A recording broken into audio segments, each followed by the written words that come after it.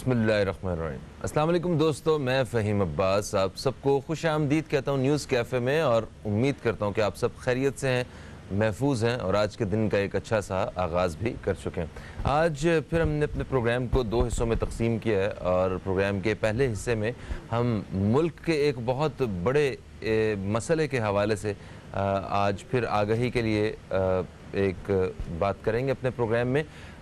वो मसला है पोलियो का मसला। आप जानते हैं कि पूरी दुनिया इस वक्त पोलियो फ्री हो चुकी है सिवाय दो ममालिक के, और वो दो ममालिक हैं पाकिस्तान और अफ़गानिस्तान। कुछ अरसा पहले तक ये ममालिक तीन ममालिक थे, पाकिस्तान, अफ़गानिस्तान और नाइजेरिया।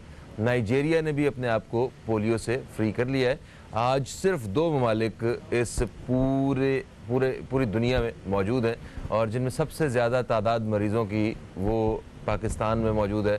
इस हवाले से हम कोशिश कर रहे हैं कि अवाम तक एक पैगाम पहुंचाया जाए और अपना जो किरदार है वो अदा किया जाए कि किसी तरह यहाँ वो जो ऐसे केसेस सामने आते हैं कि जो वालिदैन अपने बच्चों को पोलियो के कतरे नहीं पिलाते, वो अपने बच्चों को पोलियो के कतरे पिलाएं और पाकिस्तान से इस पोलियो को जड़ से ख़त्म कर दिया जाए।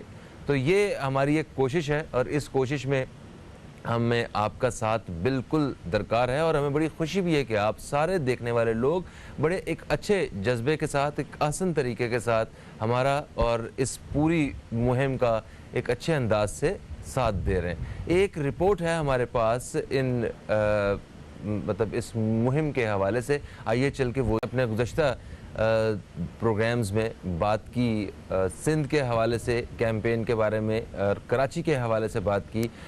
ये कैंपेन पूरे पाकिस्तान में शुरू होने और इसको वक्फे से टारगेट करके मुख्तलिफ़ इलाक़ों में तकसीम करके जो है वो शुरू किया जा चुका है। और हमारे साथ इस वक्त टेलीफोन लाइन पे एक मेहमान मौजूद हैं जो कि डिप्टी हेल्थ हैं, लाहौर से इनका ताल्लुक़ है, डॉक्टर नादिया।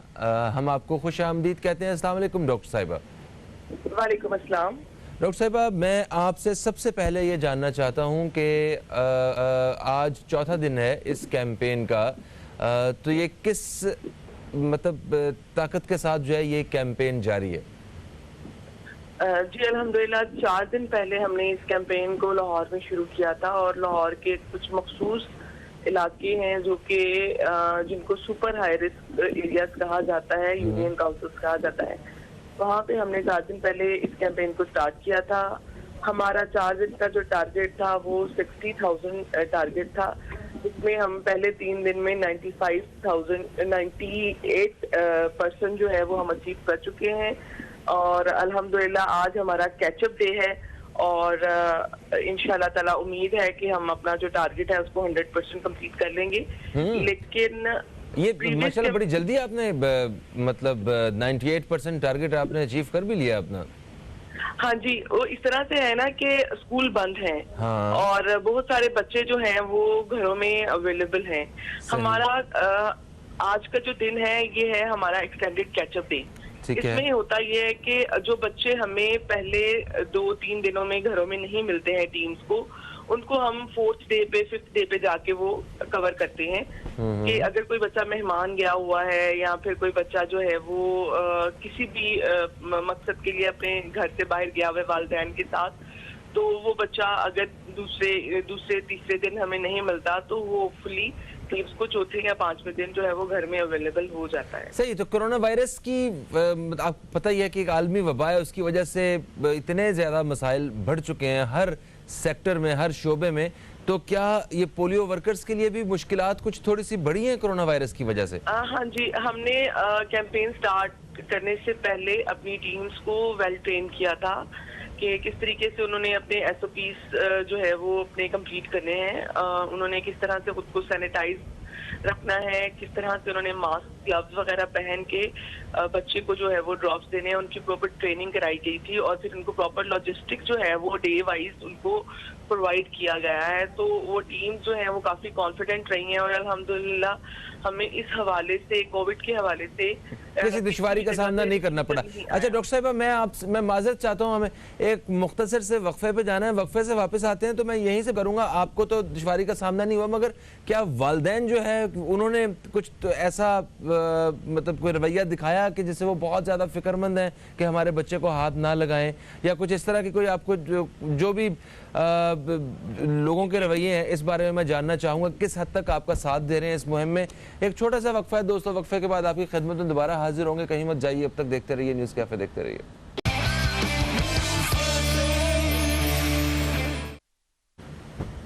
एक वक्फे के बाद आप सब दोस्तों को फिर से हम खुश आमदीद कहते हैं न्यूज़ कैफ़े में। और न्यूज़ कैफ़े में हम बात कर रहे हैं पोलियो की मुहिम के हवाले से, जो कि 4 रोज़ से बड़े ज़ोर शोर से जारी है।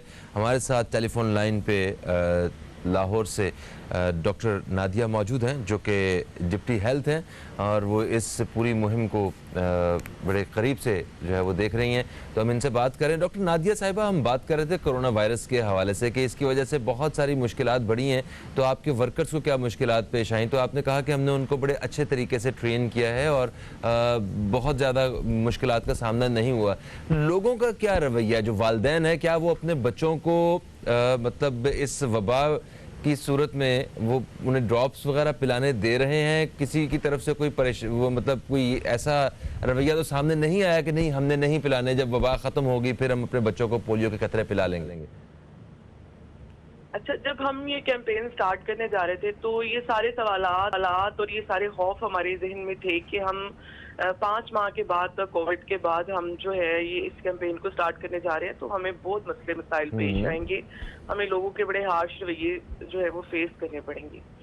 लेकिन पहला दिन हमारे लिए थोड़ा सा जब स्टार्ट था वो थोड़ा मुश्किल रहा, लेकिन मैं आई मस्ट से मैं सल्यूट करूंगी पाकिस्तानी मीडिया को कि जिन्होंने हम तो ड्यूटी कर रहे हैं ना, हमारी तो ड्यूटी है, हमारा फर्ज है, तो मीडिया ने हमें इतना सपोर्ट किया है, मतलब हर न्यूज़ चैनल पे और हर हेडलाइंस के अंदर, हर बुलेटिन के अंदर जो है वो इस अवेयरनेस के बारे में इतना अच्छे तरीके से ब्रीफ किया गया लोगों को कि जिस तरह की चीजें हम एक्सपेक्ट कर रहे थे, जो रवैया हम लोगों से एक्सपेक्ट कर रहे थे, मतलब हमारे साथ उस तरह का रवैया नहीं हुआ। बिल्कुल सही। और इस चीज ने हमें बड़ा हेल्प किया है कि हम इस कैंपेन को बड़ा स्मूथली कर पाए हैं। और आज मींस 4th डे है, तो अल्हम्दुलिल्लाह हमारे जो रूटीन में रिफ्यूजल्स आया करते थे वो हमें इस बार नहीं आए। हमें जो प्रॉब्लम आई है वो सिर्फ ये है कि कुछ गैर जिम्मेदार वालिदैन जो कि शायद इस चीज से बाखबर नहीं है कि पोलियो एक ऐसा मर्ज है जो कि उनके बच्चों को उम्र भर के लिए माजूर कर देगा और उनको उम्र भर की माजूरी दे देगा, कि जिसको कभी भी कोई भी सोसाइटी जो है वो उसकी उस डिसेबिलिटी को एक्सेप्ट नहीं करेगी। ठीक है, आपने कहा हाँ जी प्लीज कंटिन्यू कीजिए। उसमें ये है कि पेरेंट्स जो कि अपने बच्चों को, उनको पता है कि जिन इलाकों में मुहिम जारी है, पेरेंट्स को इस जिम्मेदारी का खुद मुजाहरा करना चाहिए, उनको उन बच्चों को जो है वो वापस लाना चाहिए और लाके उनको वैक्सीनेट करवाना चाहिए।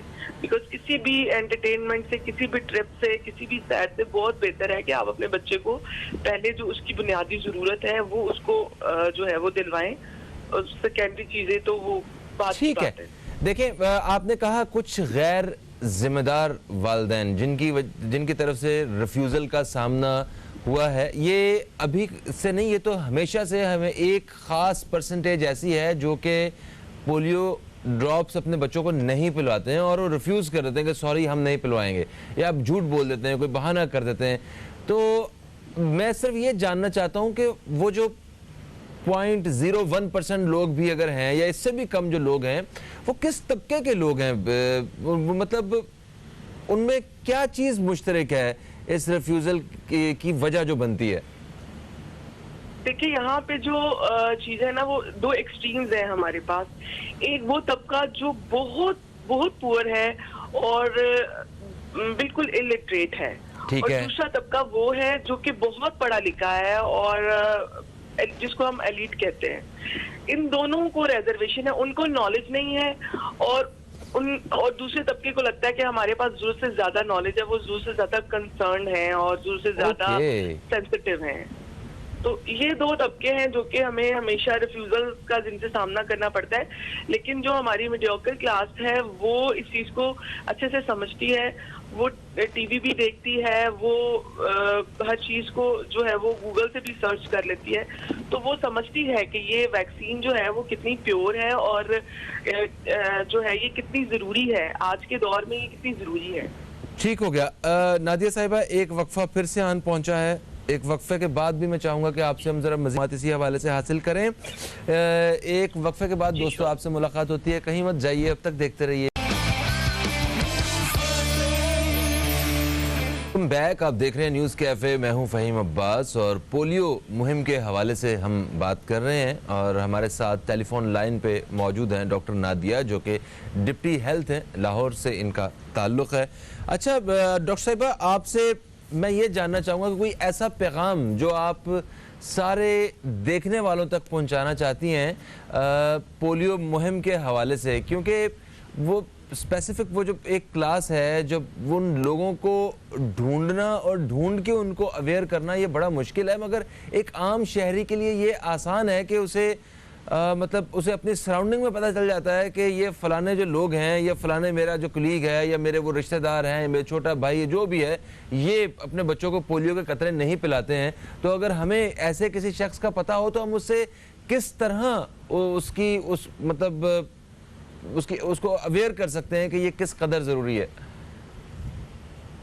जी, अच्छा, इसमें ये चीज़ है कि एक तो ये चीज़ क्लियर होनी चाहिए कि अगर किसी को ये लगता है ना कि हमने सिर्फ अपने बच्चे को ड्रॉप्स पिला लिए हैं तो हमारा बच्चा जो है वो सेफ हो जाता है। देखें, चूँकि जो ये वायरस है ये हमारे जो सेवरेज है और हमारा जितना भी ये वाटर सिस्टम है इसमें सर्कुलेट करता है, ठीक है। तो ये एक बच्चे से ये पोर हाइजीन का इसके साथ बड़ा गहरा ताल्लुक है, बड़ा स्ट्रॉन्ग कनेक्शन है। तो एक बच्चा दूसरे बच्चे को इफेक्ट कर सकता है, क्योंकि इसमें ये होता है कि इट्स जस्ट लाइक के ये कैरियर्स होते हैं, जैसे कि हमारे कोविड में कैरियर थे कि एडल्ट बच्चा हर कोई दूसरे में ये वायरस ट्रांस, तो वायरस का यही पैटर्न है कि ये एक बच्चे से दूसरे बच्चे में ट्रांसमिट हो जाता है। सपोज अगर मैंने अपने बच्चे को वैक्सीनेट करा लिया, मैंने अपने बच्चे को ड्रॉप्स पिलाए हैं, लेकिन अगर मेरा कोई कलीग है या मेरा कोई नेबर है या मेरे ही घर में कोई दूसरा बच्चा है जो कि वैक्सीनेट नहीं हो रहा, तो वो एक बहुत बड़ा थ्रेट है मेरे बच्चे के लिए भी। तो इसमें ये है कि अगर आपको कुछ कोई ऐसी सूरत हाल नजर आती है कि जिसमें कोई पेरेंट्स अपने बच्चों को ड्रॉप्स नहीं पिला रहे, तो उनको भी समझाएं, उनको बताएं कि देखें, आप सिर्फ अपने बच्चे को ही ये वैक्सीनेट नहीं रख रहे हैं, आप बल्कि बाकी बच्चों के लिए भी आपका बच्चा जो है वो एक चलता फिरता थ्रेट है। ठीक है, तो जी मुकम्मल कीजिए बात, सॉरी।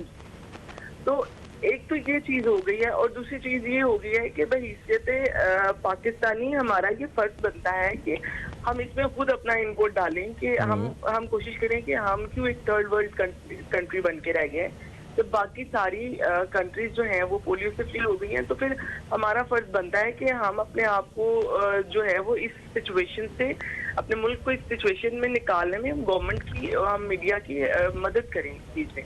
बिल्कुल सही हो गया। अच्छा, स्कूल्स के बंद होने की वजह से कोई मतलब मुश्किल तो नहीं पेश है, क्योंकि स्कूल में ऐसा हुआ करता था कि सारे बच्चे इकट्ठे मौजूद होते थे और वहाँ पे उन्हें वैक्सीनेशन दे दी जाती थी, तो इस वक्त क्या सूरत हाल है? इसकी वजह से किसी मुश्किल का सामना तो नहीं हुआ? ऑब्वियसली मुश्किल का सामना तो ये हुआ है कि हमारे जो स्कूलों के बच्चों का टारगेट होता है, हमारे स्कूल्स के बच्चों का टारगेट अलग से टारगेट होता है, जो कि हमारे मेन टारगेट में इंक्लूड होता है। तो हमारी परसेंटेज हमेशा 100 से प्लस जाती है, मतलब 105% तक भी हमारी जो है वो परसेंटेज जाती है। तो उसमें अगर जैसे मैंने 90s में बात की है कि हमारी परसेंटेज 90s में आ रही है, तो वो उसकी वजह ही ये है कि थर्ड डे पे भी स्कूल बंद होने की वजह से बहुत सारे पेरेंट्स अपने बच्चों को आउट ऑफ स्टेशन लेके गए हुए हैं, मतलब यूनियन काउंसिल से किसी दूसरी यूनियन काउंसिल में जहाँ की कैंपेन नहीं हो रही है। ठीक है। अच्छा, आपसे आखिरी सवाल है डॉक्टर नादिया साहिबा, आपसे एक आखिरी सवाल है, वो ये है कि जो पेरेंट्स जो रिफ्यूज़ करते हैं कि हमें अपने बच्चों को पोलियो के कतरे नहीं पिलाने हैं, उनके खिलाफ कोई कानूनी कार्रवाई की जाती है या उन्हें किस तरह टैकल किया जाता है? क्योंकि उनके बच्चों को तो ड्रॉप पिलाने ही पिलाने हैं, बीच में अगर ये लोग आ रहे हैं, वालिदैन आ रहे हैं, उनका रवैया आ रहा है, तो उसे कैसे डील करते हैं आप लोग? देखिए, जो तो हमारा वो है ना, आपको मैं कह रही थी कि जो कि हमारा इलिटरेट या हमारा बदकिस्मती से जो हमारा पुअर तबका है, उनको तो हम जो है वो प्यार से टैकल कर लेते हैं। हम डॉक्टर्स हमने अपनी स्पेसिफिक टीम्स बनाई होती है। और जो पढ़े लिखे लोग हैं, अगर हाँ जी, जैसे सपोज पोलियो कैंपेन में मैं अपने टाउन को लीड करती हूँ, तो जहाँ कहीं रिफ्यूजल आता है, मुझे अगर समझ आती है कि मेरी टीम उनको नहीं समझा पा रही है, तो मैं वहाँ पे खुद जाती हूँ। मैंने शायद इस इंटरव्यू में जिक्र नहीं किया, मैं खुद पोलियो इफेक्टेड हूँ। तो मुझे आई एम 30 ईयर ओल्ड और मैं उनको ये समझाती हूँ कि आप लोग खुशकिस्मत हैं। देखिए, आपका जो बच्चा है उसको पोलियो टीम्स जो है वो घर आके ड्रॉप्स पिला रही हैं। 30 years बैक अगर मैं चले जाऊँ, there was no media awareness, there was no door to door campaign. तो उसमें ये था कि ये मेरी या हमारे दौर के बच्चों की बदकिस्मती थी, और ये इस दौर के बच्चों की खुशकिस्मती है कि गवर्नमेंट के घर घर जाके उन्हें पोलियो के कतरे पिलाए जा रहे हैं। Thank you so much doctor Nadia साहिबा, आप हमारे साथ मौजूद थी और हमने बहुत मुफीद मालूमात आपसे हासिल की हैं। हम एक वक्फे की तरफ बढ़ेंगे, वक्फे से वापस आएंगे तो प्रोग्राम को मजीद आगे बढ़ाएंगे। कहीं मत जाइए, अब तक देखते रहिए न्यूज़ कैफे, देखते रहिए।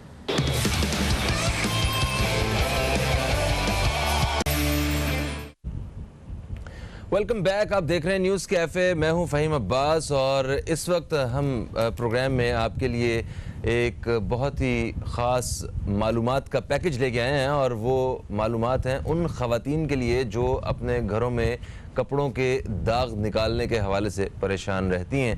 और आपको आज हम मिलवाएंगे एरियल से आई हुई एक मेहमान से, जो हमें आज यहाँ पे प्रोग्राम में लाइव हमें ऐसे मतलब तरीके बताएंगी कि कोई भी दाग जो है वो आज के बाद से मुश्किल नहीं रहेगा, ये कहना है एरियल का। तो मैं आपकी मुलाकात करवाता हूँ नुदरत से। अस्सलाम वालेकुम नुदरत, कैसी हैं आप? अल्हम्दुलिल्लाह मैं ठीक हूँ, आप कैसे हैं? बिल्कुल ठीक ठाक। भाई, आपको एरियल ने सेलेक्ट किया है कपड़ों के दाग निकालने के लिए? जी जी, ऐसा ही है। तो क्या घर वालों ने भी आपको किया हुआ? अपने घर के कपड़े भी धोती हैं आप? बिल्कुल, घर के कपड़े भी धोती हूँ और एरियल से ही धोती हूँ। बिल्कुल, और एरियल से ही धोती हूँ। एरियल से ही धोती हैं? कोई लड़ाई झगड़ा नहीं होता बहनों से कि नहीं जी नहीं आप धो, मैं नहीं धोऊंगी? बिल्कुल, ऐसा किसी से भी कोई लड़ाई झगड़ा नहीं होता है। Thank you so very much, thank you. And मैं एरियल की जानिब से यहाँ पर मौजूद हूँ और मैं आपको बताती चलूँ कि मार्केट में नया एरियल जो है वो आ चुका है, जिसमें है ज्यादा हरे ज़र्रात और जो देता है आपको ज्यादा झाग और महकती खुशबू। ठीक है, यानी पहले से ये ज्यादा ताकतवर है। एग्जैक्टली, बिल्कुल ऐसा ही है। और स्पेशली जो आपके कॉलर्स और कफ्स पे जो जिद्दी दाग लग जाते हैं, उन्हें भी ये एरियल वॉश करता है, सख्त से सख्त दाग निकालता है सिर्फ एक धुलाई में, सिर्फ और सिर्फ। ये सब कहते हैं, ये सब कहते हैं। मैं यही कहना चाह रही हूँ कि फिर हम कैसे यकीन कर लें? तो इसलिए आज मैं यहाँ पे मौजूद हूँ। आज हम एरियल को चैलेंज करने वाले हैं। ओके, हो जाए चैलेंज। तो फिर हो जाए मुकाबला? बिल्कुल हो जाए मुकाबला। चलें, तो सबसे पहले तो आप ये देख रहे होंगे कि मेरे पास यहाँ पर दो कपड़े मौजूद हैं और इन पर इंतहाई सख्त दाग लगे हुए हैं, आप लोग देख सकते हैं। ठीक है, आप इसे ऐसे खुरच कर भी देख सकते हैं। आप अगर चेक करना चाहें तो मुझे यकीन है आप भी नजर आ रहा है। Thank you. ठीक है, तो अब हम सबसे पहले इस पर लगाएंगे इंक का दाग। ठीक है, ओके। अमूमन आपको पता है कि बच्चे जब स्कूल में होते हैं या ट्यूशन का काम कर रहे होते हैं तो ये स्याही जो है ये लगा के आ जाते हैं, माएं बहुत परेशान होती है इसकी वजह से। बिल्कुल ऐसा ही है, लेकिन सिर्फ बच्चे ही नहीं, कभी कभार बड़ों के कपड़ों बड़े बच्चे भी तंग करते हैं। बड़े बच्चे भी तंग कर देते हैं, बिल्कुल ऐसा ही है। तो ये हम जितना ज्यादा लगाएंगे उतना बेहतर है कि हम ज्यादा से ज्यादा जो है वो इसको दागदार कर देंगे। ठीक है, ये हमने इंक का स्टेन लगा दिया। ठीक है, अब हम अपने दूसरे कपड़े पे भी ऐसे स्टेन लगा लेंगे इंक का। आपके कपड़ों पे कभी लगा है इंक का दाग? पुरानी बात है कि 2-3 सदियां पहले जब मैं स्कूल में होता था ना, तब की बात है ये। ओके, तो आप लोग कब परेशान हुए या हो गया रिमूव इजीली? नहीं, हो गया रिमूव, हो गया था। चलें आज के दौर को देखते हैं, हम लोगों को दिखाते हैं। देखें, आप देख रहे हैं कि मैंने इस पर नहीं, याद है काफी सारी शर्ट्स खराब हुई, बेकार हुई इस वजह से। हाँ, इधर अपने पॉकेट पे निशान लगे रह जाते थे। बिल्कुल बिल्कुल ऐसा ही है। चलें, अब आप देख रहे हैं मैंने दोनों को आपने ठीक है धब्बों से भर दिया आपने स्याही के धब्बों से। बिल्कुल ऐसा ही है। अच्छा, मेरे पास यहाँ पर मौजूद हैं रोजमर्रा के, हमें बहुत सारे दागों का सामना करना पड़ता है, उसमें से चंद दाग मौजूद हैं, जैसे कि सालन, चटनी और चाय। अब आप मुझे बताएं, चीजें लेके आई हैं आप? जी, दाग लेकर आई हूं। अच्छा, बोतल में सालन कौन लेके आता है? अच्छा, आप लोग लेके आते हैं। ओके, सो सबसे पहले मैं कौन सा दाग लगाऊं? भाई सबसे पहले मेरा ख्याल है कि सालन का दाग होना चाहिए। सालन का दाग, क्योंकि वो बहुत मुश्किल से छूटता है और लगता भी जल्दी है। एग्जैक्टली। ठीक है, तो सबसे पहले हम लगाएंगे ये सालन का दाग। ओके, ये सालन का दाग है मेरे पास। ये हम इसको चैलेंज को और ज्यादा जो है ना वो ये सालन भी आपने बनाया? नहीं, ये मैंने नहीं बनाया, पता नहीं किसने। ओके, सो ये हमने लगा दिया अपना सालन का दाग। अब चाय या चटनी?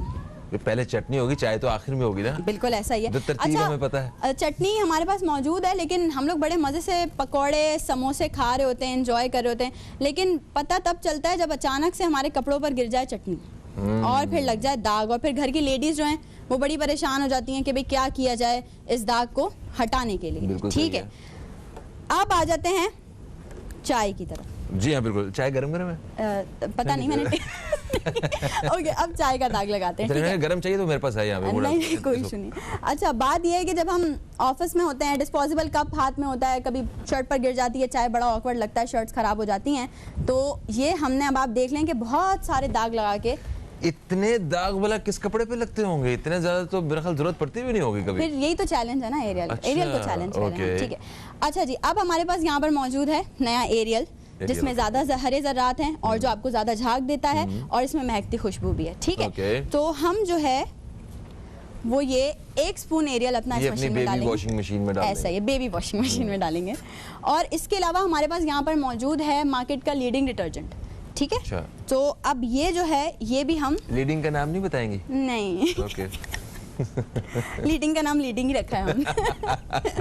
ओके, तो अब जो है वो हम क्या करने वाले हैं कि आप मुझे बताएं, चले मैं आपसे डिसाइड करवाती हूँ। ठीक है, इन दोनों कपड़ों में से कौन सा कपड़ा मैं पहले एरियल वाली मशीन में डालूं? भाई जो उधर वाला ना उसको आप इधर एरियल वाली मशीन में डाल। नहीं, वो यानी आप क्रॉस कह रहे हैं? Yes, cross. अच्छा, तो आपको ऐसा लग रहा है कि कुछ गड़बड़ हो सकती है। बिल्कुल। चलें, तो आप कह रहे हैं ये राइट वाला? कंज्यूमर हूं ना, एंड तक शक करूंगा मैं। एग्जैक्टली, बिल्कुल। चलें, ये आपकी चॉइस। जी हाँ, ये मैंने इस मशीन में डाल दिया। अरे इसी में डालना था तो और ये वाला? हाँ, ये आपने इधर डाल दिया एरियल में। ओके, ठीक है, अब आपको क्या लगता है फहीम? मुझे ये लगता है कि ये जो बड़ी हद तक कोई स्काई ब्लू जो है ना वो शेड में दोनों कपड़े रह जाएंगे। एक कोई ज्यादा होगा जिसमें कोई बुरी हालत होगी, एरियल वाला जरा खूबसूरत स्काई ब्लू होगा। सफेद वापस होना मुमकिन नहीं लग रहा मुझे। लेकिन ये कपड़े सफेद थे भी नहीं ना, येलो थे। येलो थे? ओ हाँ, येलो जो है थोड़ा सा मुश्किल हो जाएगा। अच्छा, ठीक है, तो हम इसको सिर्फ 20 सेकंड्स तक चलाएंगे। ठीक है, हम स्टार्ट करने वाले हैं, तो चलिए। चैलेंज सिर्फ एरियल को ही नहीं, लीडिंग डिटर्जेंट को भी। अच्छा, एक बात और बताती चलूं कि अमूमन लेडीज का प्रॉब्लम होता है कि जब कपड़े धो रहे हैं तो कलर जो है वो मिक्स हो जाता है कपड़ों पे। तो आप उसके लिए ये करें कि जब भी आप कपड़े धोएं तो वाइट और कलर्ड कपड़ों को अलग-अलग धोएं। ठीक है, ताकि आपके कपड़ों पर जो है वो कलर भी ना लगे और आपके कपड़े अच्छी तरह से साफ भी हो। और ये पैगाम जो है वो खवातीन तो सुन ही रही हैं, मेरा धोबी भी सुन ले, उसकी वजह से मेरे बहुत सारे कपड़े खराब हुए हैं। अच्छा, हमारे 20 सेकंड्स कंप्लीट हो चुके हैं। ठीक है, अब हम इसको बंद करेंगे। बस 20 सेकंड? जी, क्यों? ओके। अच्छा, अब आप मुझे बताएं कि सबसे ज्यादा झाग आपको कौन से वाले? एरियल में। हाँ। चलिए, सबसे पहले हम चेक करते हैं लीडिंग डिटर्जेंट को कि उसने क्या किया है। ठीक है, अगेन मैं आपसे पूछ रही हूँ, क्या लगता है आपको क्या होने वाला है? लीडिंग डिटर्जेंट शर्मिंदा ही करवाएगा हमेशा की तरह, यही लग रहा है। ओके, चलें, लेट्स सी। मेरे ख्याल से वो, और आप ये बिल्कुल मत समझिएगा कि मेरा वोट लीडिंग डिटर्जेंट की तरफ है। आप मुझे हराने निकली हुई हैं घर से। अच्छा जी, अब आप ये देख सकते हैं फहीम कि इसने कपड़े का ना तो दाग निकाला और रंगत भी जो है वो बहुत खराब कर दी। दाग भी उधर का उधर है। ओके, ठीक है, ये देख सकते हैं आप लोग, दाग भी नहीं निकाला है और कपड़े की रंगत देखें आप। और आ जाए जरा एरियल पे। अब हम आते हैं एक धुलाई चैलेंज पे। ठीक है, ये हमने रख दिया। चलें, सो लेट्स सी कि क्या एरियल ने साबित किया कि वाकई एरियल साफ करता है सख्त से सख्त दाग, वो भी सिर्फ एक धुलाई में।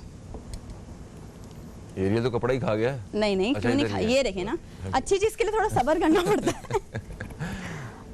ओके, सो ये आप देख सकते हैं फहीम कि एरियल ने दाग को साफ किया ही किया, बट साथ के साथ कपड़े की जो रंगत है वो भी अपनी जगह पर कायम। क्या बात है जनाब। आप सिर्फ एक बात बता दें कि क्या लोगों को भी यही एरियल मिल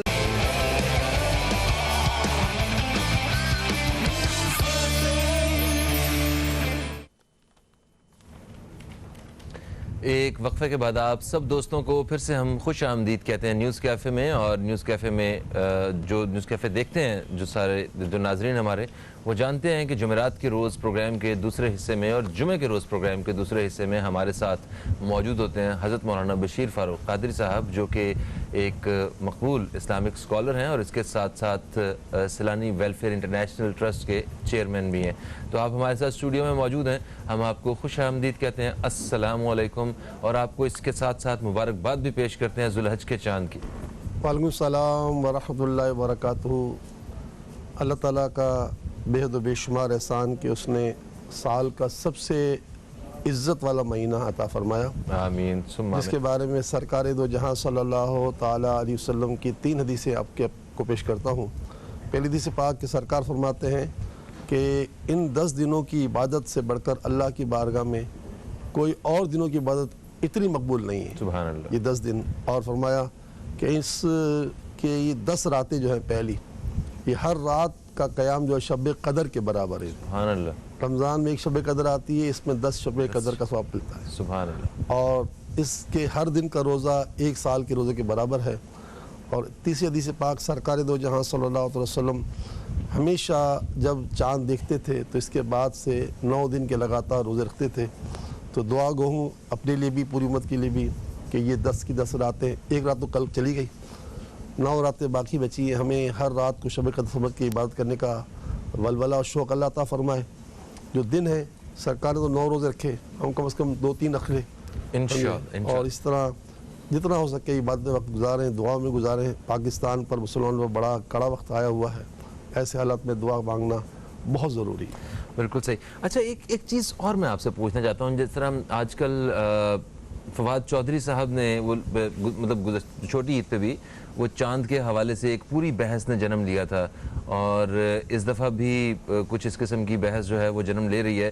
तो मैं ये पूछना चाहता हूँ कि क्या चांद को आँखों से देखना ये ज़्यादा ज़रूरी और लाजमी है, या मतलब आज टेक्नोलॉजी का दौर है, चांद की अगर पैदाइश हो गई है तो उसको तस्लीम कर लेना ये भी मतलब उतने ही दर्जा रखता है? देखिए, हम हैं मुसलमान। मुसलमान के माने तस्लीम करने वाला।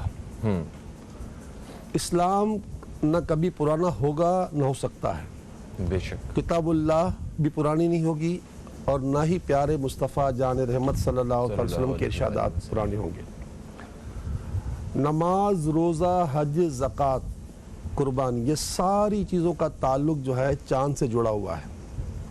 नमाज के एतबार से कि हम रमज़ान की आखिरी तारीख़ों में 30 और 29 तारीख में चाँद देखते हैं, तो दूसरे दिन हम ईद की नमाज़ पढ़ते हैं, है ना।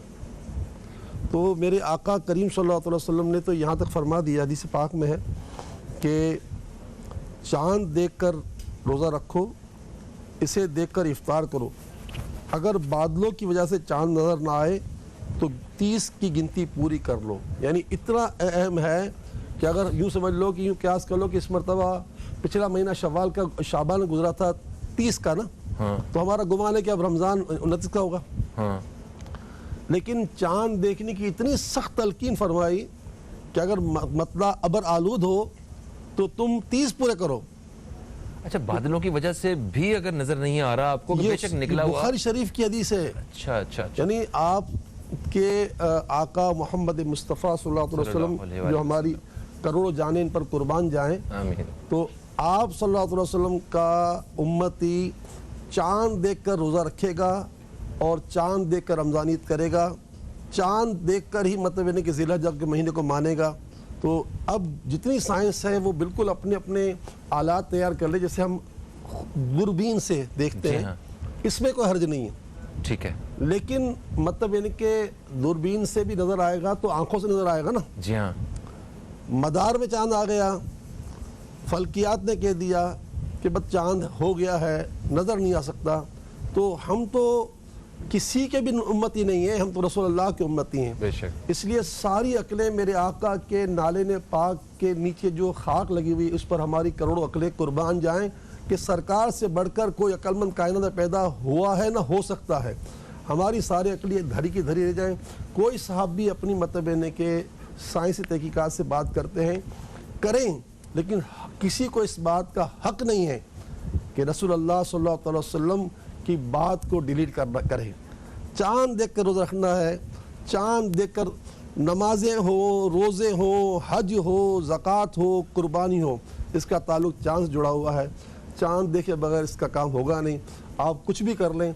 हाँ, जो लोग इनको फॉलो करते हैं साइंस को, खैर उनसे उनका झगड़ा नहीं है, लेकिन मसला ये है कि हम मुसलमान हैं और जब मुसलमान कह दिया तो तस्लीम करना लाजिम होगा। ठीक है। और अगर अपने आप को अगर मुसलमान नहीं कहते तो जो जी मियाँ करे। बिल्कुल सही। मैं दोस्तों को बताता चलूँ कि आप दोस्त प्रोग्राम का हिस्सा बन सकते हैं। इस्तिखारा के हवाले से ये एक खसूसी नशिस्त है और इसमें हम आप दोस्तों के सवालात वो लेंगे इस्तिखारा से मुतल्लिक। आप चाहते हैं किसी चीज़ का इस्तिखारा करवाना तो उसके लिए आपको कॉल करना पड़ेगा 0213512351 पे और इस पर रब्ता करके आप अपना सवाल लिखवा सकते हैं। वो सवाल हम लिख लेंगे और दौरान वक्फ़ा उसका इस्तिखारा किया जाएगा और वक्फ़े के बाद जब वापस आएंगे तो आपके इस्तिखारे में जो भी इशारा आया होगा वो आपको बता दिया जाएगा। एक कॉलर हमारे साथ हैं, इन्हें शामिल करते हैं और फिर मुझे एक और अहम सवाल आपसे करना है। अस्सलाम वालेकुम जी, कौन है हमारे साथ? हेलो, अस्सलाम वालेकुम। वालेकुम सलाम जी, कौन है हमारे साथ? मैं फरहा नसरीन बात कर रही हूँ। कौन बात कर रही हैं? फरहा नसरीन बात कर रही हूँ कराची से। फरहा नसीम जी, अब बात कीजिए, क्या कहेंगे? नसीम नहीं, Nasreen. Nasreen, okay okay okay okay जी, सवाल क्या है आपका? मौलाना साहब अस्सलाम वालेकुम। वालेकुम सलाम। मौलाना साहब, मेरी आपसे अर्ज है कि मेरी 2 बेटियां हैं, इनके रिश्तों के बड़े मसले हो रहे हैं मौलाना साहब, बहुत ज्यादा परेशान, उनके रिश्ते नहीं हो रहे। और दूसरी बात ये कि मेरा बेटा है जो 13 साल से सरकारी इदारे में नौकरी करते हैं मगर उसको पक्का नहीं करते, कॉन्ट्रैक्ट पे रखा हुआ है। रोइन इंशाल्लाह हल। ठीक है, ठीक है, आप प्रोग्राम देखिए, हम इंशाल्लाह इस हवाले से बात करेंगे। बेटियों के लिए जरूर बताइए मौलाना, बच्चियों के लोग बता दीजिए। इंशाल्लाह हम ज़रूर दुआ करेंगे इस बारे में और इस्तिखारा करके आपको जो भी आगाही होगी वो मतलब इशारा आएगा वो आपको ज़रूर बताया जाएगा। कल हमने प्रोग्राम किया तनव्वो के हवाले से और मुझे बस बड़ा मज़ा आया ज़ाती तौर पे मालूमात हासिल करके, आपकी कमी भी महसूस की मैंने। और उसी के साथ मैंने मतलब आज भी एक बात भी करना चाहता हूँ, सोसाइटी का इसी तरह का एक, क्योंकि जितने भी दूसरे मज़हब से ताल्लुक़ रखने वाले लोग हैं ये एक फ़ितरी खूबसूरती का हिस्सा है जो कुदरत ने बनाया हुआ। सिस्टर रुथ लेविस, उनका इंतकाल हुआ है गुज़श्ता रोज़ और उन्होंने बड़ी खिदमत की है, किसी भी रंग नस्ल मज़हब की तमीज़ रखे बग़ैर उन्होंने 50 साल से ज़ायद जो है वो अपाहज और माजूर, जहनी माजूर बच्चों की तरबियत पे उन्होंने वक्त गुजारा। तो उनका जाना एक सोशल वर्कर के लिए मतलब एक लॉस है, मतलब एक आप सोशल वर्कर हैं और एक पूरी सोसाइटी के लिए भी एक लॉस है। इस हवाले से मैं चाहता हूँ कि आप कुछ अल्फाज कहें। देखिए, इसमें कोई शक नहीं है कि इंसानियत की खिदमत का एक बहुत बड़ा सिला है। बेशक मुसलमान को सिला दोनों जहां में मिलता है, दुनिया आखिरत में। अब लेडी डायना साहिबा थी, इस तरह दुनिया की जितने भी ऐसे लोग हैं जिन्होंने भी खिदमत की और करेंगे भी आइंदा भी, उनका दुनिया से चला जाना यकीनन एक एतबार से लोगों के लिए सदमे का सबब बनता है। Mother Teresa, yes. और इनके लिए इस सदमे को मतलब यानी कि ये ज़रूरी है कि हम हैं मुसलमान तो हम इनकी मग़फ़रत की दुआ नहीं कर सकते, इनके लिए इन्ना लिल्लाह पढ़ सकते, लेकिन इनकी खिदमत को सराहने में हर्ज नहीं है। और ज़ाहिर है कि ये एक इस्लाम है और इस्लाम जो है इसने मतलब यानी कि किसी भी मतलब अदियान की खूबियाँ का इनकार नहीं किया ना। बस ये है कि वाकई हम सब लोगों के लिए मतलब यानी कि ये एक बात है कि जब एक गैर मुस्लिम जिनके यहाँ सवाब और गुनाह का तस्वर नहीं है लेकिन खिदमत का तस्वर है, तो वो दुनिया से जाए और 50 साल खिदमत करके जाए तो दुनिया उनके चर्चे करे, तो मुसलमान को तो इस बात का यकीन होना चाहिए कि मुसलमान के नबी सल्लल्लाहु अलैहि वसल्लम का ये वाज़े फरमान है कि खैरुन्नास मन यनफ़िउन्नास, इंसानों में सबसे बेहतर इंसान वो है जो दूसरों को फ़ायदा पहुँचाए। तो फ़ायदा पहुँचाने वाले बने, चाहे रास्ते से एक पत्थर हटा क्यों न दें। बिल्कुल सही। बहुत शुक्रिया आपका, आपने इस हवाले से जो है बड़ी एक अच्छी मालूमात से हमें आगाह किया। एक कॉलर हमारे साथ हैं, इन्हें हम शामिल करेंगे। अस्सलाम वालेकुम जी, कौन है हमारे साथ? जी मैं शाहिदा बात कर रही हूँ। कौन बात कर रही हैं? मैं शाहिदा बात कर रही हूँ। अस्सलाम वालेकुम। वालेकुम अस्सलाम। शाहिदा साहिबा, कहाँ से कॉल किया आपने? जी मैं हैदराबाद से बात कर रही हूँ। हैदराबाद से, क्या कहेंगी खातून? मुझे अपने बेटे के बारे में मालूम करना है। वो माशाल्लाह गवर्नमेंट जॉब है उसकी, और है ना BSc पढ़ा है। जहाँ भी रिश्ते की बात होती है तो बस एक घर हमारा किराए का, उसकी वजह से इनकार हो जाता है। ठीक है, हम इंशाल्लाह इस्तिखारा करके फिर आपको इस हवाले से ज़रूर बताएंगे।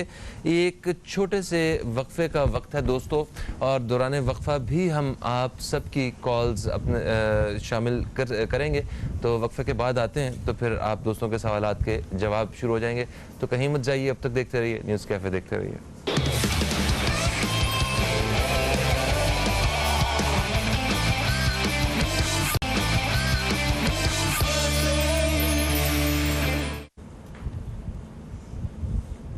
वेलकम बैक, आप देख रहे हैं न्यूज़ कैफ़े। मैं हूं फ़हीम अब्बास और हज़रत मौलाना बशीर फ़ारूक क़ादरी साहब हमारे साथ मौजूद हैं, और आप दोस्तों के सवालात हम तक पहुंच चुके हैं। सिर्फ हम बात कर रहे थे इंसानियत की खिदमत के हवाले से, और वो जो गैर मुस्लिम, वो जो किसी मुस्लिम सोसाइटी में जो इंसानियत की खिदमत करते हैं, इस हवाले से आप कुछ मज़ीद देखिए, वो मुस्लिम सोसाइटी में करें या गैर मुस्लिम सोसाइटी में करें, अल्लाह तबारक ताला उनको दुनिया में उसका अजर दे देगा। सही है।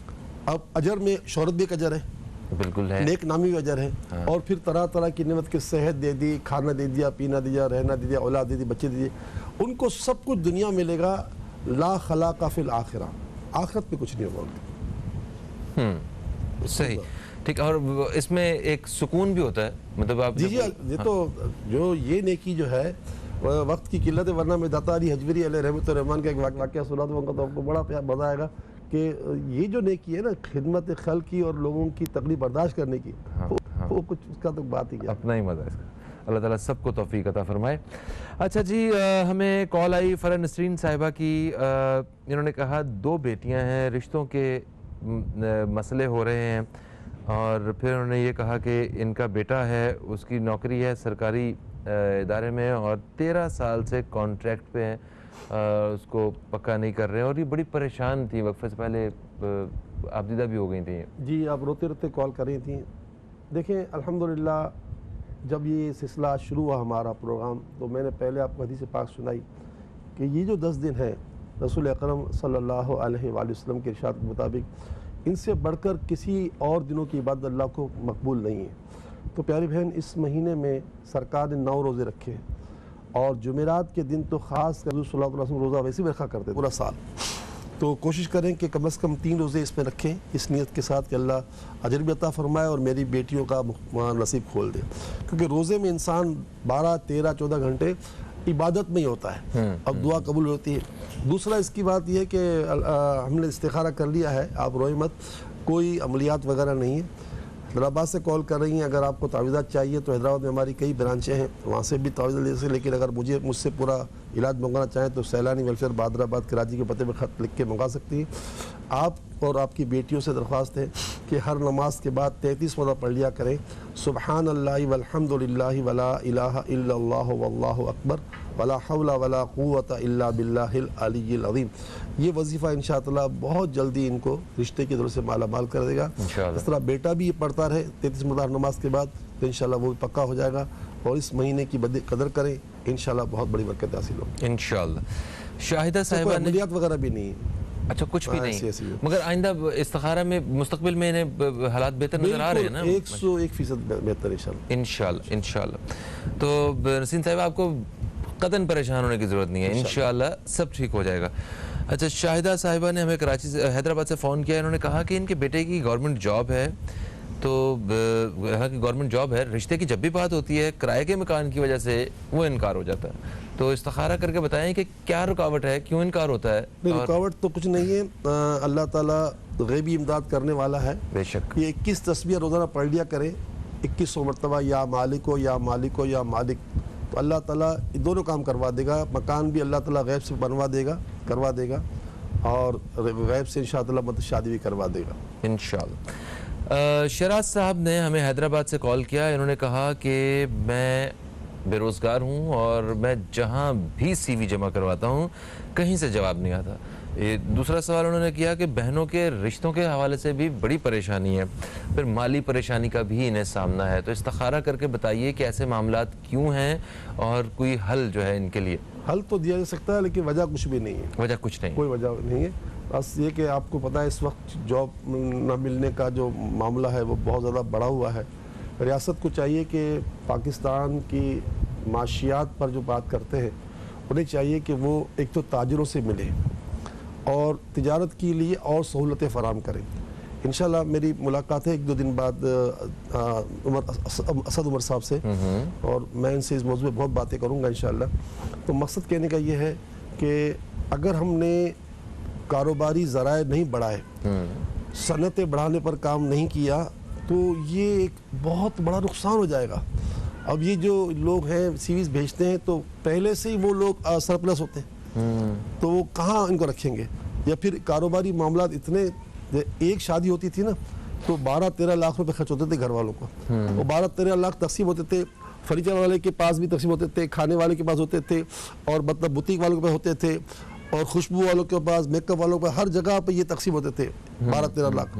अब एक हफ्ते में न जाने कितनी 100 शादियाँ होती थी।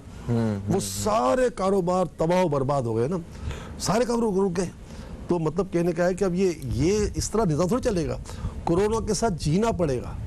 कोरोना को देखकर अच्छा ये ऐलान करते रहे जुलाई बड़ा खतरनाक होगा, बड़ा खतरनाक होगा, पहले अप्रैल महीने तो इमरान खान सामने कहा था, आपने कहा था अप्रैल में 25,000 हो जाएंगे, लेकिन नहीं हुए। मेरे सामने इमरान खान साहब बैठे थे, मैंने कहा 25,000 कहाँ हुए, 6, 7, 8 पर खड़े हुए हम लोग। अप्रैल की बात कर रहा हूँ, जुलाई खतरनाक हुआ, जुलाई में तो कोरोना बिल्कुल खत्म हो रहा है माशाल्लाह, कितना कम हो गया। शुक्र भाई अल्लाह का शुक्र अदा करो यार, कोई रास्ते खोलो। अब असद उमर से मेरी मुलाकात का बुनियादी मकसद यह है कि मैं होटलें और शादी हॉल, जब इनको इमरान खान साहब ने इसका इंदिया दिया कि तुम इन दोनों चीज़ों के तुम जिम्मेदार, तुम इसका फैसला करो, तो हमसे बात करेंगे भाई खोलो, वरना तो हम तबाह बर्बाद हो जाएंगे। लाखों लोग बेरोजगार हैं। लाखों नहीं सर, करोड़ों की बात करो, करोड़ों की बात करो, बस अल्लाह करे अच्छा हो जाए।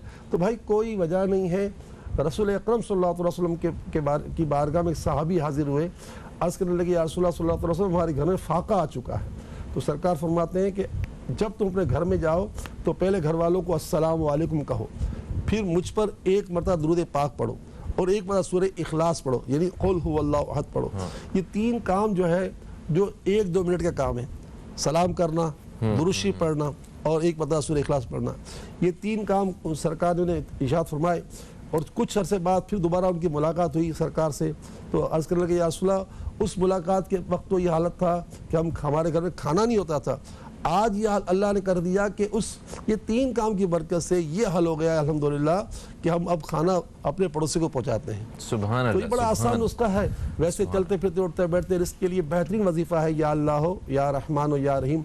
दिन भर पढ़ते रहें, आप भी पढ़ते रहें, आपकी बहनें पढ़ती रहें, वजू हो ना हो पढ़ते रहें इनकी बरकत से इंशाल्लाह, क्योंकि ये इसमें आज़म है, इमाम अहले सुन्नत ने इसमें आज़म फरमाया, इसकी बरकत से सब अच्छा हो जाएगा इंशाल्लाह। वजह कुछ भी नहीं। शाहिद साहब ने हमें कॉल किया कराची से, उन्होंने अरूज साहिबा के रिश्ते के हवाले से पूछा कि क्या ये मुनासिब है यहाँ पे रिश्ता। इस्तिखारे में इजाज़त तो नहीं है। इस्तिखारे में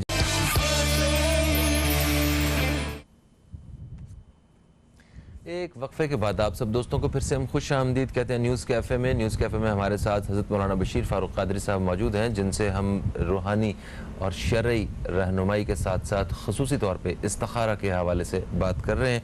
आप दोस्तों के इस्तिखारा से मुतल्लिक़ सवालात जो हैं हम तक पहुँचे हैं, जिनके हमने जवाबात दिए भी हैं और अभी कुछ सवालात बाकी हैं जिनके जवाबात हम अभी दे रहे हैं। कुलसूम साहिबा ने मुल्तान से हमें कॉल किया और उन्होंने कहा कि उनकी बेटी हैं जिनकी उम्र 22 साल की है, 22 साल है, बहुत गुस्सा करती हैं, कभी कभी बदतमीज़ी की हद तक भी आ जाती हैं। ये सब कुछ अरसे से हो रहा है। पढ़ी लिखी हैं, मेडिकल की तालिबा हैं, तो इनके बारे में बताइए कि किसी ने कोई जादू वगैरह तो नहीं कर दिया इनके ऊपर जो इनका रवैया इस तरह वालिदैन के साथ ख़राब हो गया? नहीं, ऐसी तो कोई बात नहीं है। तो बहरहाल आपने कहा फाइनल ईयर्स की तालिबा है, वो समझदार होगी यकीनन। बस अल्लाह से दुआ करते हैं अल्लाह ताला इनकी नरमी अता फरमा दे। या गफूरो या रहीमो या गफूरो या रहीमो या गफूरो या रहीम 111 मतलब पढ़कर अल्लाह से दुआ किया करें कि या अल्लाह मेरी बच्ची का मुस्तकबिल रोशन कर दे और मतलब यानी कि इसके अंदर नरमी पैदा कर दे तो बड़ा फ़ायदा होगा। दूसरा कल जुमे का दिन है तो जुमे के दिन जुमे की ज़ोहर की नमाज के बाद 1001 मरतबा या वदूदो या वदूदो या वदूद पढ़कर अव्वल आखिर 11 मरतबा दुरूद शरीफ पढ़कर अपनी चीनी और नमक पर दम कर दे और पूरे हफ्ते इसी से खाने पकाएं। तो जो भी खाना खाएगा आप भी खाएंगे, बच्ची भी खाएगी, बच्ची के वालिद भी खाएंगे, सबके दिल इंशाल्लाह नरम हो जाएंगे, घर से नाचाकी ख़त्म हो जाएगी। बिल्कुल कुछ भी नहीं। ठीक है। अच्छा, एक सवाल हमें बहुत दफ़ा जो नाजरीन जो हैं वो हमें करते हैं कि आप जब बताते हैं या वदूद हो या वदूद हो या वदूद, तो ये एक दाना काउंट होगा या 3 दाने काउंट होंगे? तो ये 3 दाने होंगे, या वदूद हो या वदूद हो या वदूद। तो हमें इसी तरह पूरी तस्वीर करनी है या वदूद हो या वदूद हो या वदूद हो या वदूद हो या वदूद हो, हम पढ़ते जाके आखिर में वदूद करेंगे तो रुकेंगे तो वदूद पढ़ेंगे, वरना वदूद पढ़ते एक साथ 10 बार पढ़ सकते हैं। या वदूद हो या वदूद हो या वदूद हो या वदूद हो या वदूद या रहमान हो या रहमान हो या रहमान हो या रहीम। जब रुकेंगे तो वहां पे जो है ना वो पेश जो है दाल के ऊपर वो खत्म हो जाएगी, वो जज़ब आ जाएगा। ठीक है, ओके। इनके बाद हमें हबीबा साहिबा ने सखर से कॉल किया। ठीक है, ये हमारी रेगुलर कॉलर भी हैं। इन्होंने कहा कि आपने वजीफ़ा दिया था अस्तगफिरुल्लाह कुछ अस्तगफिरुल्लाह अल हय्युल क़य्यूम भी है, अस्तगफिरुल्लाह या हय्यु या क़य्यूम भी है। ठीक है, तो ये इन्होंने पढ़ा है, इन्हें काफ़ी फ़र्क पड़ा है। और फिर उन्होंने कहा कि इनकी हमशीरा हैं सादिया, जिनके रिश्ते का मसला है और उनकी उम्र तकरीबन 40 साल है और बड़े परेशान हैं उनकी वजह से। एक सवाल तो इनका ये है। दूसरा, इन्होंने ये कहा कि इनके शौहर की 11 साल पहले तरक्की हुई थी और इनको लगता है कि जो हासदीन हैं उनकी वजह से वो तरक्की रुक गई है, हसद करने वालों की वजह से। तो ये 2 इनके सवाल। देखिए, आपने जो तस्करा किया ना कि जब जैसे ही वो इतला मिली कि इनको तरक्की हो गई तो तो ये वाकई हमारे प्यारे नबी फरमाते हैं कि आँख में भी जहर है। इसीलिए फरमाया कि ये जहर जो है ना ऊँट को देग में और मर्द को कब्र में उतार देता है। अल्लाह। तो नज़र बहुत ख़तरनाक चीज़ होती है, इसलिए आदमी अपने सारे कामों में एहतियात करे। जब अल्लाह के नबी होते हुए याकूब अलैहिस्सलाम अपने बेटों से कहते हैं कि तुम एक साथ 11 के 11 एक साथ दरबार में दाखिल मत होना, कहीं नज़र न लग जाए। तो नज़र के बारे में हमेशा एहतियात करनी चाहिए। हम रोज़ाना खुद अपनी नज़र उतारते हैं और रूह ज़मीन पर जितने हमारे वाबस्तगान हैं, जैसे ये भी हमारे वाबस्तगान में से उनकी नज़र उतारते हैं, लेकिन फिर भी हम डरते रहते हैं क्या नज़र न लग जाए, क्योंकि सरकार दो जहाँ सल्लल्लाहु अलैहि वसल्लम की हदीस पाक है कि नज़र जो है वो तकदीर के पर्चे को चाक कर देती है। अल्लाह अकबर।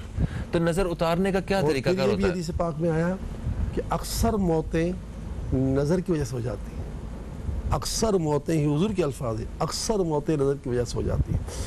नज़र उतारने के लिए जो रसूल अल्लाह सल्लल्लाहु अलैहि वसल्लम को अल्लाह ने आयतें उतारी, एक तो जो तरीके है ना जो मतलब यानी कि टोचे करते हैं, ये भी बुरा नहीं, मिर्च के ज़रिए, नमक के ज़रिए, दागों के ज़रिए करते हैं, जलक, ये सब करें, इसमें कोई हर्ज नहीं है।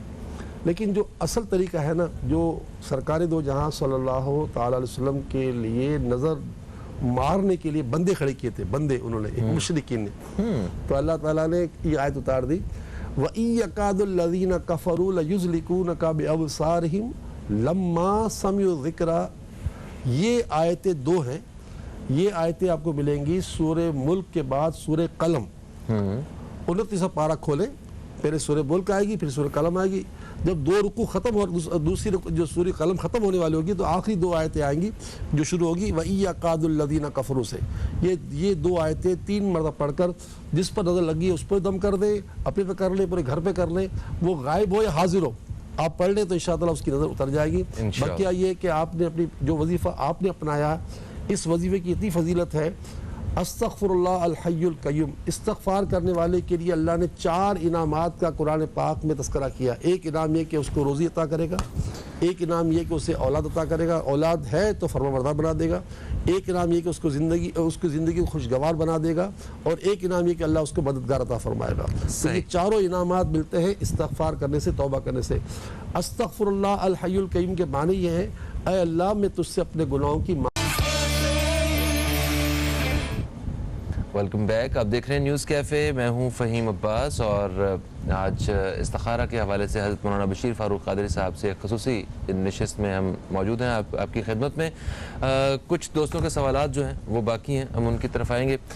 सबा कुरैशी साहिबा ने हमें मुल्तान से फ़ोन किया, उन्होंने कहा उनके मामू के बेटे हैं, इंडिया में होते हैं, उनका एहतशाम नाम है और इंटरनेट पर वो प्रोग्राम देखते हैं और पसंद भी करते हैं। उनका सवाल ये है कि पैसा आता है मगर टिकता नहीं है, तो मुझे कुछ बताइए। ये सवाल नंबर 1। दूसरा, उन्होंने कहा कि आपके प्रोग्राम के तवज्जुह से मैं एक पैगाम दोस्तों तक पहुंचाना चाहती हूँ, देखने वालों तक, कि किसी भी वबा का नाम अगर बार बार लिया जाए तो वबा ज़्यादा असर करती है। अगर इस वबा की बजाय अल्लाह ताला का नाम बार बार लिया जाए तो वबा का असर भी वैसे ही ख़त्म हो जाता है। ये उन्होंने कहा कि ये हमारे बुज़ुर्ग और बड़े कहा करते थे, तो हम ये बात जो है वो लोगों तक पहुँचाना चाहते हैं। ये तो बहुत अच्छी बात है कि अल्लाह के ज़िक्र से बलाएँ दूर होती हैं, आफतें दूर होती हैं, और कोरोना करने से तो कोई नेकी नहीं मिलेगी बल्कि डर और खौफ पैदा होगा। और जो आपने एहतशाम के लिए कहा तो उनके इस्तिखारे में कोई ऐसी बात नहीं है। फजर की नमाज के बाद 3 तस्बीहां, बिस्मिल्लाहिर्रहमानिर्रहीम, बिस्मिल्लाहिर्रहमानिर्रहीम, बिस्मिल्लाहिर्रहमानिर्रहीम की 3 तस्बीहां और 3 तस्बीहां दुरूद शरीफ की सल्लल्लाहु अलैहि वसल्लम, ये कोई सब दुरूद शरीफ की 6 तस्बीहां रोज़ाना पढ़ने सवाब की नीयत से इंशाल्लाह बहुत ही अच्छा मामला हो जाएगा इंशाल्लाह। रुबीना साहिबा ने हमें लाहौर से कॉल किया, उन्होंने कहा कि घर के मसाइल हैं, बच्चे डिस्टर्ब हैं, एक बच्चा है नौकरी की वजह से उसकी बहुत ज़्यादा परेशानी है हमें, तो इस्तिखारा करके बताएं। प्यारे आका सल्लल्लाहु ताला अलैहि वसल्लम ने हज़रत अली रज़ियल्लाहु ताला अन्हु को ये वजीफ़ा अता फरमाया, बिस्मिल्लाहिर्रहमानिर्रहीम ला हौला वला कुव्वता इल्ला बिल्लाह, बिस्मिल्लाहिर्रहमानिर्रहीम ला हौला वला कुव्वता इल्ला बिल्लाह, बिस्मिल्लाहिर्रहमानिर्रहीम ला हौला वला कुव्वता इल्ला बिल्लाहिल अलीय्यिल अज़ीम। ये इल्ला बिल्ला तक पढ़ सकते हैं या हिल अलीय्यिल अज़ीम तक पढ़ सकते हैं। इस वजीफ़े को 100 मरतबा पढ़ लें, इंशाल्लाह घर से सारी परेशानी दूर हो जाएंगी।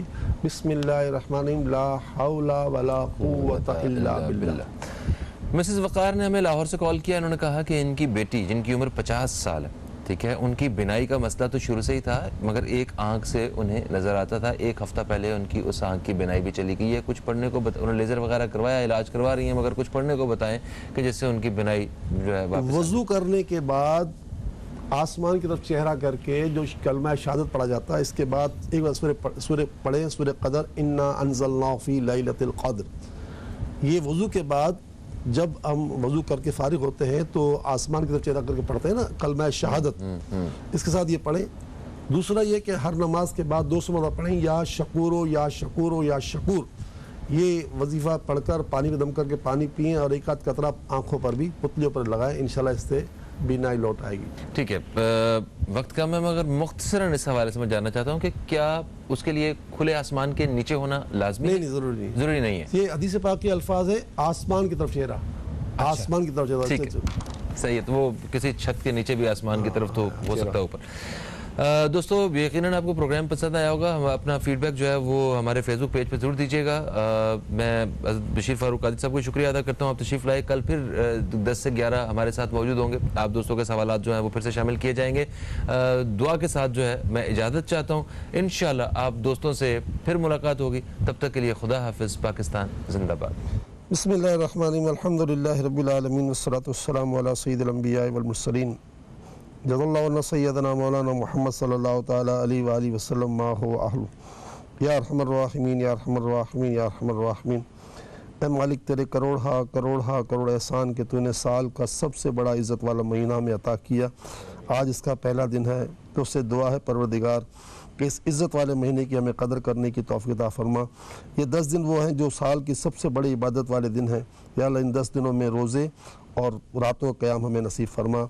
या अल्लाह हमारे वालिदैन की, तारिक साहब और रूह ज़मीन जितने भी लोग दुनिया से जा चुके हैं, या अल्लाह सारे वो लोग जो ईमान पर गए सबकी बख्शिश और मग़फ़िरत फरमा दे, सबके गुनाहों को माफ़ कर दे, और हम सबको, हमारे घर वालों को, पूरी उम्मत को कोरोना वायरस से और हर तरह की वबाई बीमारियों से, कैंसर से महफूज फरमा।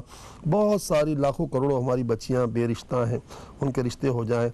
हर घर में नाचाकियाँ और नाइत्तफ़ाक़ियाँ बढ़ती जा रही हैं।